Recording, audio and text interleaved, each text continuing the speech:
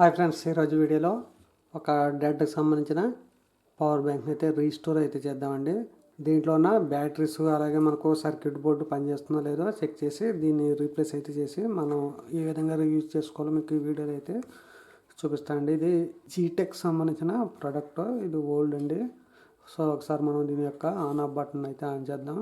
ఏ విధంగా మనకు పవర్ అనేది రావట్లేదు, బహుశా దీంట్లో బ్యాటరీస్ పాడైపోవచ్చు. సో ఒకసారి మనం ఓపెన్ అయితే చేద్దామండి. సేమ్ మనకు ఎంఐకి సంబంధించిన పవర్ బ్యాంక్ ఎలా ఉందో అదే విధంగా ఉంది. దీంట్లో మనకు యూఎస్బి మినీ పోర్ట్ అయితే ఇచ్చారు ఇన్పుట్. దీంట్లో మనకు టైప్ సి అలాగే యూఎస్బి మినీ పోర్ట్ 2 పోర్ట్స్ అయితే ఉన్నాయి. దీంట్లో ఎల్ఈడి లైట్ అనేది లేదు, దీంట్లో ఎల్ఈడి లైట్ అయితే ఉంది.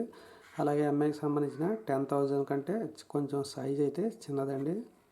అలాగే వెయిట్లో కూడా కొంచెం వెయిట్ ఇదే ఎక్కువగా ఉంది. ఓకే, ఒకసారి మనం దీన్ని ఓపెన్ అయితే చేద్దాం. సేమ్ ఒకే విధంగా ఉంటాయండి. దీంట్లో మనకు సర్క్యూట్ బోర్డ్ కావచ్చు, ప్రొటెక్షన్ సంబంధించిన ఐఆర్ సెన్సార్ అయితే ఉంటుంది. ఇది 10,000 mAh. ఇది కూడా బహుశా అంతే ఉండొచ్చు. ఒకసారి మనం ఈ వీడియోలో ఓపెన్ చేసి చూద్దాం. మనకు ఫ్రంట్ సైడ్ అయితే 2 స్క్రూస్ అయితే ఉన్నాయి.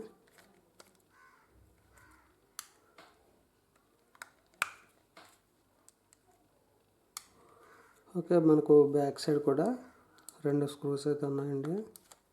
సో మనకు ఈ స్క్రూ అనేది రావట్లేదు, టైట్ అయిపోయింది. తుప్పు పట్టి పాడైపోవడం వల్ల మనకు స్క్రూ రావట్లేదు.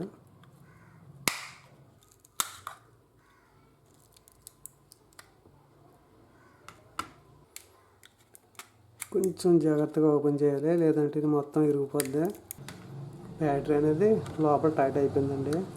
సో మీరు చూసినట్లయితే కొంచెం ఇది ఉబ్బెత్తిగా ఉంది, అంటే బ్యాటరీ ఉబ్బింది, దానివల్ల మనకు ఇది ఫుల్ టైట్లో ఉంది. మొత్తానికి దీన్ని ఓపెన్ అయితే చేయగలిగాం. బ్యాటరీ వైర్స్ రిమూవ్ అయిపోయినాయండి. అలాగే మనకు ఇక్కడ ఒక బ్యాటరీ వైర్ అయితే ఉంది. ఇక్కడ ఒక టెర్మినల్ అయితే కట్ అయిపోయింది. అలాగే ఈ టెర్మినల్ కూడా మనం కట్ చేయాలి, లేదంటే బ్యాటరీ వచ్చే అవకాశం ఉండదు. ఓకే, బ్యాటరీ వైర్స్ అయితే రిమూవ్ అయిపోయినాయి. ఇక్కడ బ్యాటరీ యొక్క ప్లస్ అండి, ఇది బ్యాటరీ యొక్క మైనస్.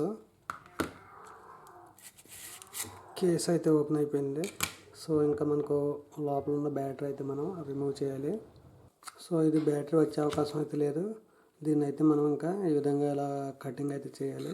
పూర్తిగా మనకు బ్యాటరీ అనేది ఉబ్బిపోవడం వల్ల టైట్ అయిపోయింది. ఓకే, దీన్ని కటింగ్ చేసి తీసుకొస్తాను.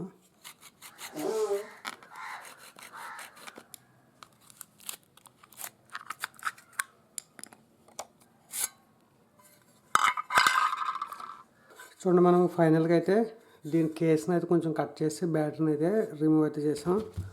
చూడండి, ఇక్కడ ఒక కటింగ్ అయితే పెట్టాను, అలాగే ఇక్కడ ఒక కటింగ్ పెట్టి దీని రెండు ఇలా ఎడదీసి బ్యాటరీని అయితే లాగడం అయితే జరిగింది. మనం ఈ కటింగ్ పెట్టే టైంలో ఒక బ్యాటరీ అయితే కట్ అవుతుందండి.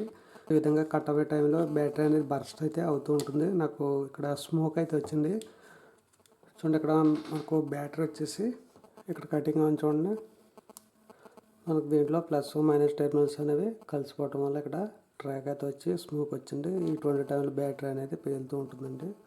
కొంచెం జాగ్రత్తగా చూసుకోండి. దీంట్లో మనం 2 బ్యాటరీస్ అయితే యూజ్ చేశారు. ఒకసారి మనం ఈ బ్యాటరీస్ వోల్టేజ్ అయితే చెక్ చేసి చూద్దాం. చూడండి, ఇక్కడ మనం 2 బ్యాటరీస్ వైర్స్ కనెక్ట్ అయ్యి ఉన్నాయి.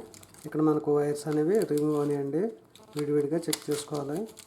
సో ముందుగా ఒక బ్యాటరీని వోల్టేజ్ అయితే చూద్దాం. 3.47 ఈ బ్యాటరీ అనేది పనిచేస్తుందండి. అలాగే సెకండ్ బ్యాటరీ కూడా ఇదే విధంగా చెక్ చేయాలి. 3.50. ఓకే, మనకు బ్యాటరీస్ 2 కూడా పనిచేస్తాయి, కానీ దీంట్లో ఒక బ్యాటరీ అనేది డ్యామేజ్ అవుతుందండి. సో ఈ బ్యాటరీని అయితే మనం రిమూవ్ అయితే చేయాలి, దీన్ని అయితే యూజ్ చేయకూడదు. నేను ఒక బ్యాటరీని అయితే కటింగ్ అయితే చేస్తున్నాను.